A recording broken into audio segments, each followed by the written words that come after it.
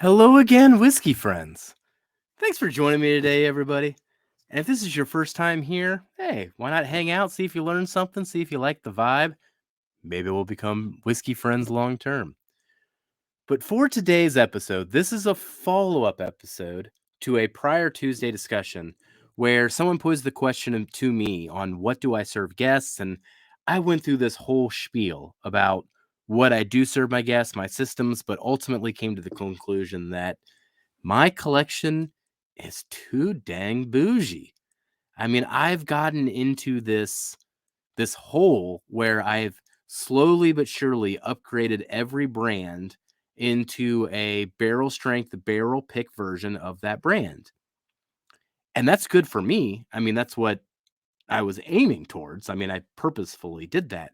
But when you upgrade every 1920 into a Old Forester 1920 into a barrel proof version of Old Forester, or you upgrade every Jack Daniels into a barrel proof version of old Jack Daniels.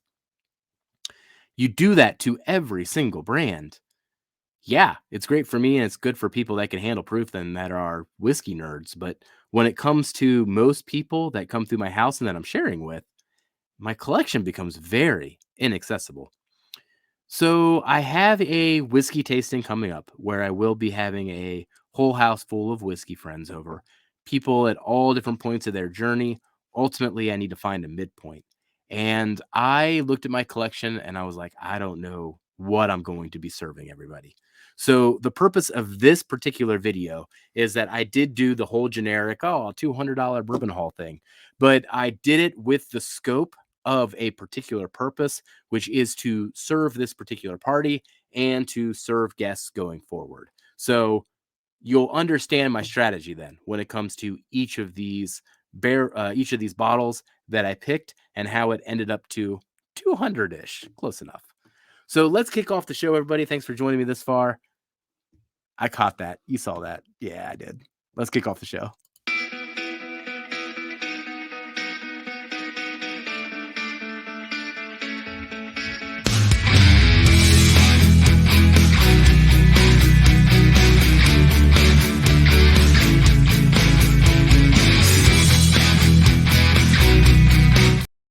All right. That was probably the longest winded introduction we've had so far to get up to the intro, but it took a long time to intro that one.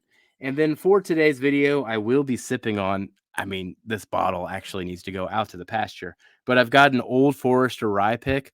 Holy crap, the date on this thing. Barreled on or selected on November 28th, 2018. Yeah, it's probably time to get this thing done, but it fits the theme of this video. So I went to the liquor store. I had 200-ish dollars to spend. I'm going to show you the receipt when this is all said and done, and we're going to go through how I spent that money. And I think it was interesting doing this exercise because I am doing it with pretty much full knowledge of everything that's on the shelf. And these are the things that I elected to buy. And I elected to buy them not just because I like them, but because they serve a purpose for me serving them to other people, particularly at a bourbon tasting that is coming up. And the reason that I went through this exercise again, this was playing off a prior video, but ultimately I got to the point where my collection is just too many limited editions and it's too many single barrels. And I can serve those things to people and they will like them, but then they turn around and ask me like, "Oh my gosh, Jeff, you really got me on this one. I really like this. Where can I buy it?" You can't. Sorry. Try your luck next time. Like, what have I set myself up for when I'm trying to like teach and educate people as they come over? I'm trying to invite them in and show them what whiskey can offer.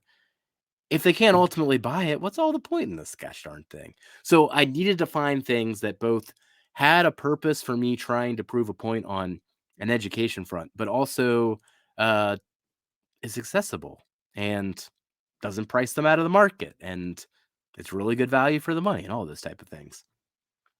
The other thing that's going on the channel is that all the bottles that you see here, I will be reviewing. I need to review them. I need to get them into the scoring system so that we have better benchmarks in the scoring system for where these staples land. I just did this recently with the 1920, and that came in at a 70 out of 100. But everything you're about to see, I need to review in that same context as well. So let's kick this off. I've kept you long enough here going into this intro. Cheers, everybody. Thanks for joining me this far. But what did I spend my $200 on? All right. The first one I'll highlight here. So I think this one is important. It's also the most expensive one I bought. But the fact that I didn't have this on the shelf anymore, I thought was a problem because this was a bourbon that I learned on. It was a bourbon that really struck my heart early in my bourbon journey, and I really still enjoy it now. So it's important for me to have this on the bar to give to people to continue to introduce people to it. And that is the Woodford Reserve Double Oak.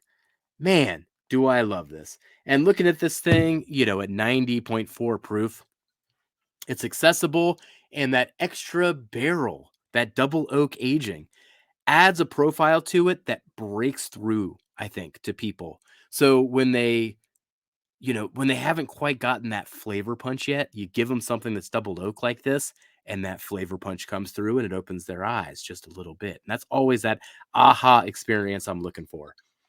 And with these, I do always enjoy getting some store picks. So this one is a store pick version of it, and it was the most expensive thing in this haul. I believe it was 65, but we'll confirm it when I pull up the receipt here. But most expensive thing in the haul, but it has a very particular and important purpose and really should be on every bar. So that's the Old Forester or Old Woodford Reserve Double Oak. Keep saying Old Forester. Jeez.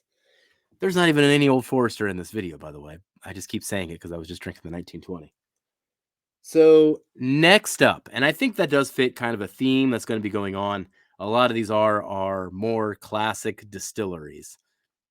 When I'm trying to introduce people, I'm not introducing them to craft whiskey. Sorry, craft whiskey producers. But I am introducing them to those tried and true brands. So the next one I think holds two purposes here. And man, it is such a good pour. This is probably actually one of my number one restaurant pours around here in Ohio. But we got the Maker's Mark 46. This is not the cast strength. This is just the straight up one.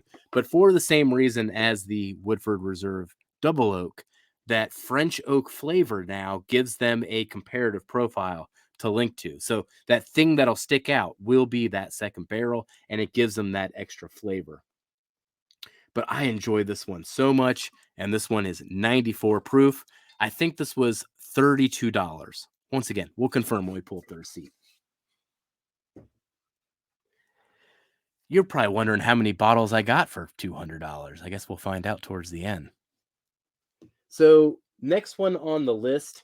This is probably the outlier of the group and might be the most divisive when I do present this one, but it does have a very particular purpose for me, and I like it. I've heard some negative things about it, but I like it. I haven't had it though in like 2 years, maybe 3, whenever the first original release came out. But I got this one here. Is it Legion? It's Legion, right? Legion? I've never said it out loud now that I'm doing this live on the video, but it's Legion, right? All right. So we're going with Legion, and this is a Jim Beam product that was also partially finished in sherry. And that's my angle there. So I got this one for $30. And now in a tasting, I have the way to introduce people to finished whiskey in sherry versus just the double oak, where you're amplifying the wood flavors and the sweetness and everything else. Now we can go with a different way with the sherry. And I think this is a very good one. I mean, what else is on the shelf that's sherry finished $30? I think this is really good. I haven't had it since its original batch, so when I crack this open, we'll see if I still feel the same way about it. Next one. This one I went back and forth on. I could have gone the bonded, but I decided to go with the triple mash. $30 once again. I love this pour.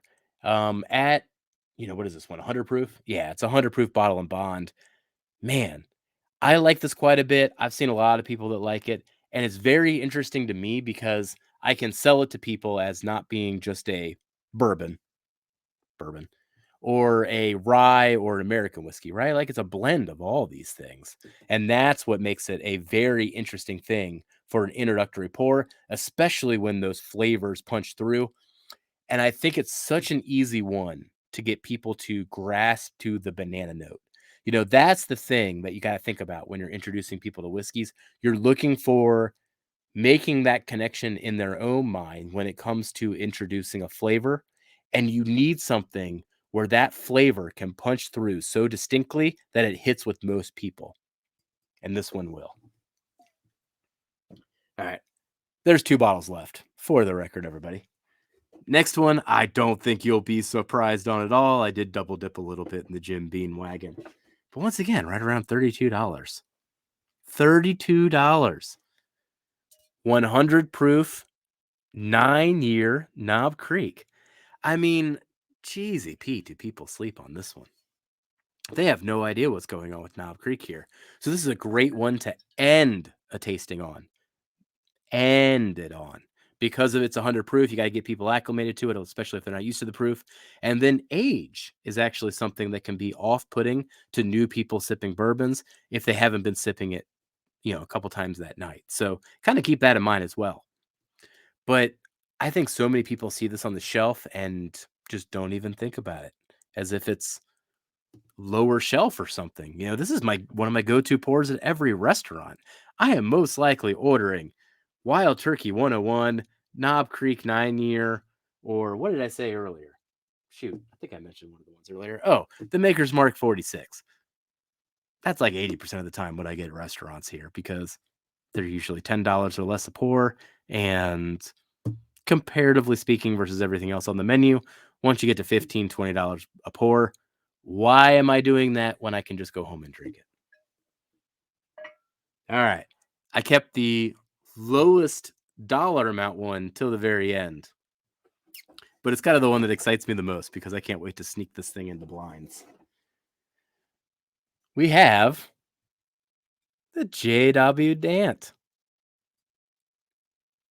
So this is a Heaven Hill product. One of their younger whiskeys. This thing was $16. But the reason that I like this one particularly is that it is a bottled and bond product. So it is 100 proof. So that extra proof punch does give it some flavor that you might not be expecting from something that is essentially bottom shelf. And that's where I think it catches people off guard, is that it can be so flavorful for what it is, especially considering it's $16.99. Now, this particular one does have a spot in my heart. We were at a Heaven Hill experience over there at the distillery. At the bar, I was with Kelsey and Darrell, and the bartender gave us a blind pour.